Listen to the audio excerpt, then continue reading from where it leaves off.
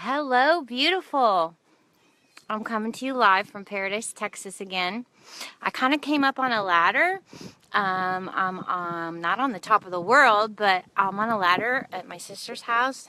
See her swimming pool and the surrounding area, and the sky really is blue today. And I wanted to come up higher and get a higher perspective, so I literally got up on the ladder. And like many of you, I was watching the inauguration, and however you feel politically, I feel like something's on God's heart, because we were talking about freedom and citizenship and all of that with the inauguration. And I felt like what God is on God's heart is that calling us up higher, to have a higher perspective. Apostle Paul talked about his citizenship being in heaven and not here. So whether you're a citizen in America or Uganda or Australia on the other side of the world, I want to talk about being a citizen of heaven and what that might look like. From my view, and since I'm talking, I get to share that. My view is that that he's called us all, that we're all made in his image. And there's a funny pillow I saw. I brought it out because it was in my sister's. It says, "I smile because you're my sister. I laugh because there's nothing you can do about it." And I thought that was so funny, because in regular life, that's true. We're born into a certain family, and unless you're adopted, then you're chosen by those people to take you in. But you usually don't get to choose, who your family is. And but you do. You get to choose whether you want God to be your father, the creator of the universe. One of my favorite, yet heartbreaking scriptures is in the book of John.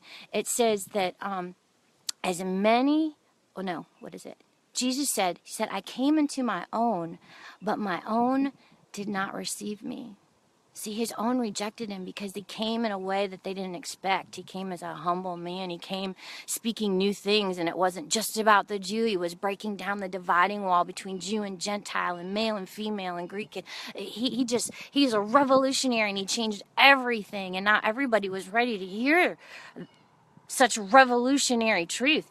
And anyway, so he said, "I came into my own, but my own rejected me. But as many as received me, I give the right to become children of God." Jesus gives you the right to become children of God. And it's just so amazing. So it's really claiming your inheritance, claiming your birthright. And what does it take to do that except say yes? And some of you don't know the God I'm talking about. You might think he's cruel and he's not kind, and he's, angry and ready to punish you. But I want to tell you, God is bigger than you think. He's not contained in a book or a building. And he's better than you think. So much better than you think. He's amazing. And if you know him, you love him, you can't help it. And I just was reminded about that story in the Old Testament when Elijah said, "Hey, serve whoever you want. You serve the moon. You can worship the moon, the stars, the sky, Baal, whatever. But if you want to serve God, just make up your mind." And then he called up, I don't know, was it how many? 650? You'll have to look it up and read it. There was hundreds and hundreds of prophets of Baal.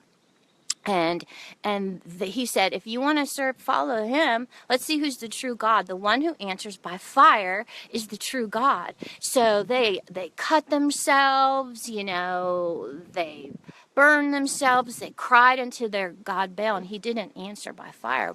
So you had, 650 prophets of Baal, and then you had one man who knew God.